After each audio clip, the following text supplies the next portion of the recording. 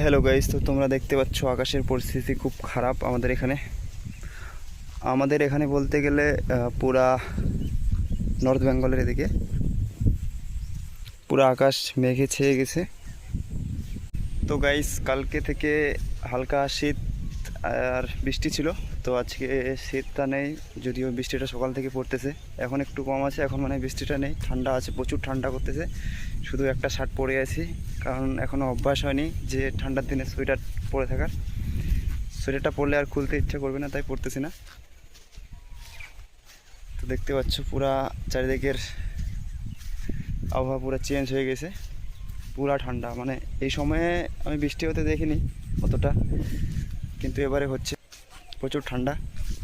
তো তোমরা দেখতে পাচ্ছ পুরা একদম কি বলবো, আর সূর্যের আলো তো নেই দুদিন থেকে।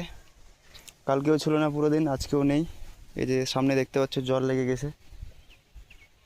আমি ভাবছিলাম দুদিন থেকে এই যে গর্তেশ্বরী গিয়ে ভিডিও বানাবো, কিন্তু আর টাইমটাই পাচ্ছি না, মানে সেরকম ওয়েদারটাই পাচ্ছি না। কালকে যাইতে চাইছিলাম, রেডি হয়েছিলাম, তো তারপরে ওয়েদারটা ঠিক হয়নি। আজকে তো ওয়েদারটা অতটা ভালো নেই, গিয়েও কোনো লাভ হবে না মনে হচ্ছে। প্রচুর ঠান্ডা গাইস, প্রচুর ঠান্ডা। তো আমি নদীর ধারে চলে এসেছি, নদীর জলটাও বাড়তেছে। জল তো অনেক নিচে ছিল, যেহেতু এই যে সামনে দেখা যাচ্ছে এখানে নতুন করে জল ঢুকতেছে, এদিক দিয়েও ঢুকতেছে। যেহেতু বৃষ্টির দিন চলে গিয়ে ঠান্ডার দিন আসছিলো, তাই জলটা কমে গেছিলো, তো আবার বাড়তেছে।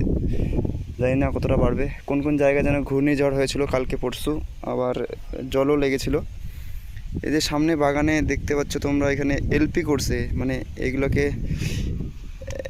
তো ছাঁটাই করবে, কিন্তু যেটা সবার আগে শুরু হয় সেটা হয় এলপি।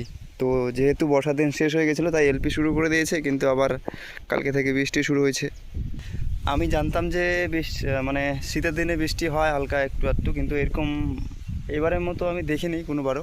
এই যে মানে মেঘলা আকাশ, চারদিকে মেঘ পুরা ঢেকে গেছে, মনে হচ্ছে যে এক সপ্তাহ কোনো কিছু মানে আভাস পাওয়া যাবে না যে ওয়েদারটা চেঞ্জ হবে কি না।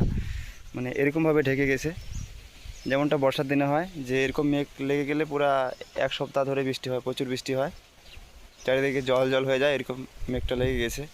তো আশা করছি সবাই সেফ আছে। তো কালকে একটা ভিডিওতে দেখলাম আমি, ওটা হচ্ছে মালবাজারের ওদিকের জায়গাটার নাম যেন কী, এটা ভুলে গেলাম, কিন্তু ওখানে হচ্ছে ঘূর্ণিঝড় হয়েছিল বলে ওখানকার যে এলাকাবাসী সবাইকে নিয়ে প্রায় 500-600 জন মতো লোক হবে। তো ওদেরকে সবাইকে আর কি আমাদের যে চা পাতা ফ্যাক্টরিগুলো হয়, যে চা বাগান, এই ফ্যাক্টরিগুলো যেগুলো হয় ওগুলোতে রাখা হয়েছে। তো আশা করছি এরকমটা মনে হয় হবে না আর ঘূর্ণিঝড় কোথাও। তো দেখা হচ্ছে নেক্সট ভিডিওতে।